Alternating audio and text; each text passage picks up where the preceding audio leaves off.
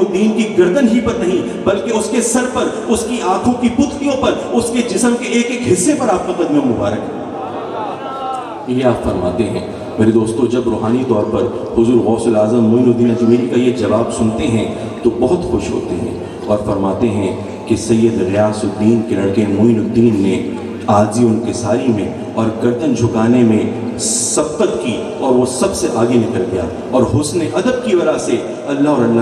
اللہ کے رسول کا محبوب بن گیا۔ ان قریب ہند کی ولایت کی سرداری اس کو سونپی جائے گی۔ تو میرے دوستو، یہ چشتیہ سلسلے کے جو سب سے بڑے بزرگ گزرے حضرت معین الدین چشتی اجمیری، وہ سرکار غوث الاعظم کے بارے میں یہ عقیدہ رکھتے ہیں۔ آؤ بخارا چلو، سمرقند چلو اور وہاں پر بہاؤالدین نقشبند سے بھی پوچھو کہ وہ حضور غوث الاعظم کے بارے میں کیا عقیدہ رکھتے ہیں۔ حضور بہاؤالدین نقشبند وہ نقشبندی سلسلے کے وہ امام ہیں، وہ سب سے بڑے بزرگ گزرے ہیں۔ میرے دوستو، سمرقند کا علاقہ اور بخارا کا علاقہ، یہ کبھی یہاں پر عظیم درسگاہیں ہوا کرتی تھی مسلمانوں کی، اور یہاں پہ عظیم مدارس ہوا کرتے تھے، بلکہ جو حدیث کی مشہور کتاب ہے بخاری شریف، وہ حضرت امام بخاری نے لکھی ہے، تو آپ بخارا سے تھے۔ بڑے بڑے علماء کرام اس سرزمین سے گزرے، البیرونی، فردوسی، روداکی، یہ سارے کے سارے علماء جو تھے بڑے بڑے، یہ سارے بخارا کی سرزمین سے گزرے۔ میرے دوستو، کبھی وہ وقت ہوتا تھا کہ بخارا کی گلیوں میں بہاؤالدین نقشبند پھرا کرتے تھے اور علم و معرفت کی موتی بکھیرا کرتے تھے۔ ایک دفعہ ایسا ہوا کہ حضور غوث الاعظم اپنے مریدوں میں، اپنے غلاموں میں آپ تشریف فرما تھے اور آپ یکا یک کھڑے ہو گئے۔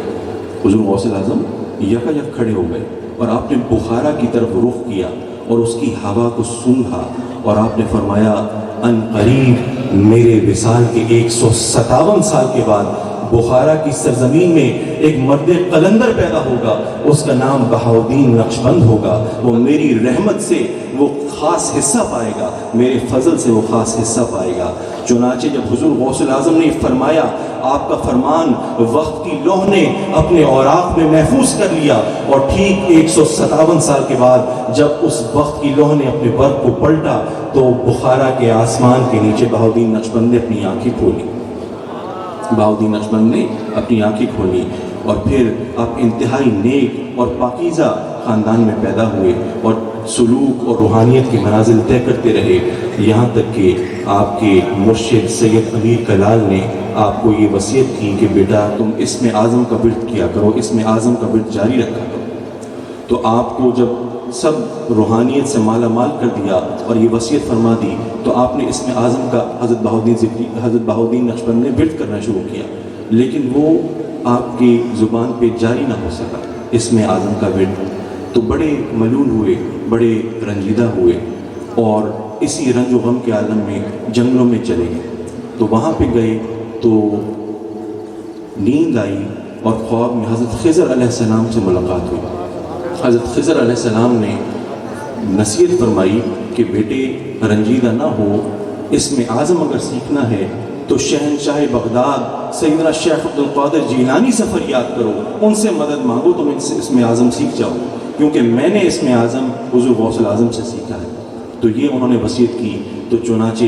آپ نے التجا کی اور بڑی آپ نے دل سوزی سے حضور غوث الاعظم کی بارگاہ میں عرض کی، تو حضور غوث الاعظم خواب میں تشریف لائے اور اپنا ہاتھ آپ کے سینے پہ رکھا، اور یہ آپ جانتے ہیں ہاتھ جو ہے یہ اللہ کے نقش پر ہوتا ہے اس طرح، تو حضرت حضور غوث الاعظم نے آپ کے دل پر اپنا ہاتھ رکھا، ایسا رکھا کہ اسی وقت آپ کو اسم اعظم یاد ہو گیا اور آپ کے دل پر اللہ کا نقش بن گیا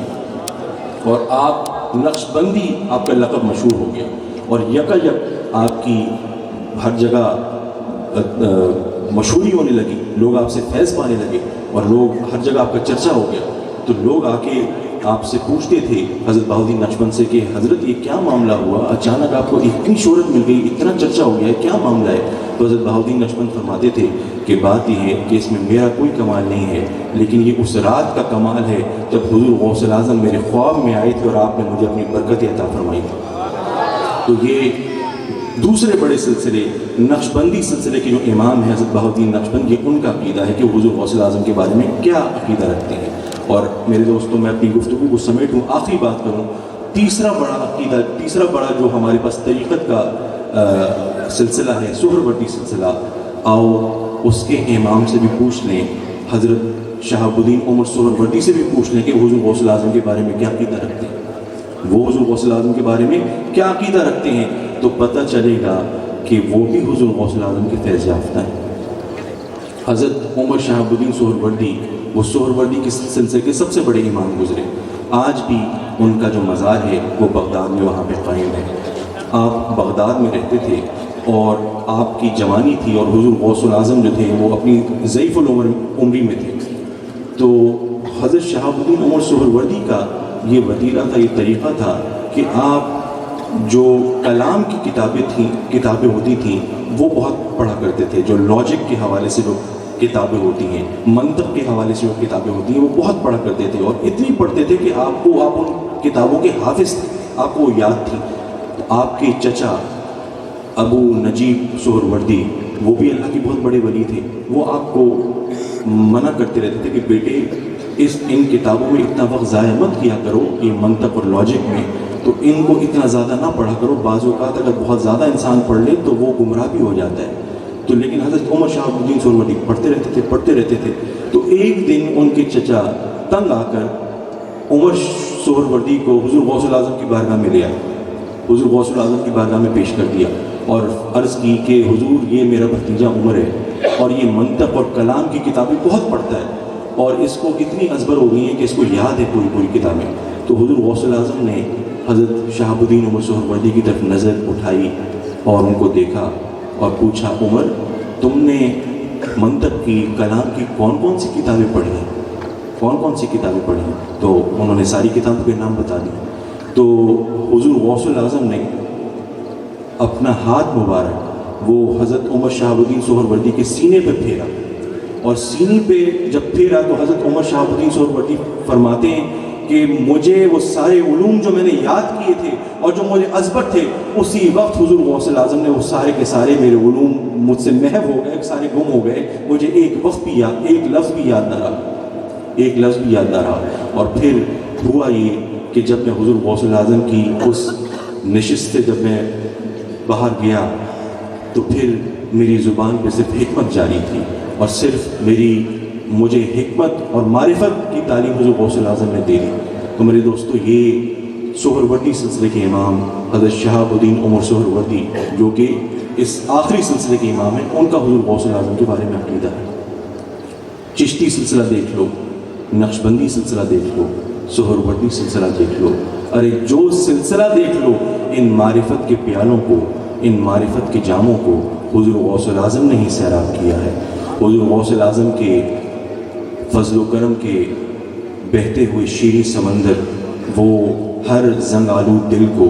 ہر بنجر دل کو سیراب کرتے رہے۔ آپ کی دامن سے وابستہ رحمتوں کی ہوائیں ہر دروازے پر ایمان کا پیغام پہنچاتی رہیں۔ آپ کے فیضان کے میٹھے چشمے ہر تشنہ لب کو اس کی پیاس بجھاتے رہے، اور آپ کے میرے دوستو فیضان کی بارش ہر آستانے پر امٹ کے ہر وقت ہوتی رہی۔ تو حضور غوث الاعظم کا فیض ہر جگہ پہنچتا رہا۔ دعا کرو اللہ تعالیٰ ہمیں حضور غوث الاعظم کی سچی محبت عطا فرمائے، آپ کی سچی غلامی عطا فرمائے۔ وآخر دعوانا الحمدللہ رب العالمین۔ ماشاءاللہ محترم حضرات، آپ نے خطاب لاجواب سماعت فرمایا۔ جگر گوشہ جانشین امام اہل سنت حضرت صاحبزادہ سید احسن سعید کاظمی شاہ صاحب دامت برکاتہ العالیہ کا، اور الحمدللہ آپ کے خطاب کے دوران ہی محترم جناب سنی تحریک کے ملتان کے قائد جناب ڈاکٹر عمران مصطفیٰ صاحب تشریف لائے، محترم جناب زاہد بلال قریشی صاحب جو ممبر ہیں ضلع یمن کمیٹی کے، آپ تشریف لائے، اور سنی تحریک ہی کے دوسرے رہنما جناب خواجہ محمد ندیم مدنی صاحب تشریف لائے۔ محترم حضرات، اب میں خطاب کے لیے استدعا کروں گا قائد اہل سنت مفکر اسلام حضرت علامہ صاحبزادہ سید حامد سعید شاہ صاحب کاظمی دامت برکاتہ العالیہ کے لخت جگر، پیر طریقت رہبر شریعت صاحبزادہ پیر سید محمد محمد سعید کاظمی شاہ صاحب دامت برکات ملالیہ سے کہ آپ اپنے ملفوظات عالیہ سے ہم سب کے قلوب کو منور فرمائیں گے۔ آپ حضرات اللہ رسول کا نام بلند کریں۔ نعرہ تکبیر، نعرہ رسالت، نعرہ خلافت، نعرہ حیدری، نعرہ غوثیہ، فیضان کرم حضور غزالی زمان، فیضان کرم حضور امام اہل سنت۔ وكفى وسلام على عباده الذين اصطفى أما بعد فأعوذ بالله من الشيطان الرجيم بسم الله الرحمن الرحيم اهدنا الصراط المستقيم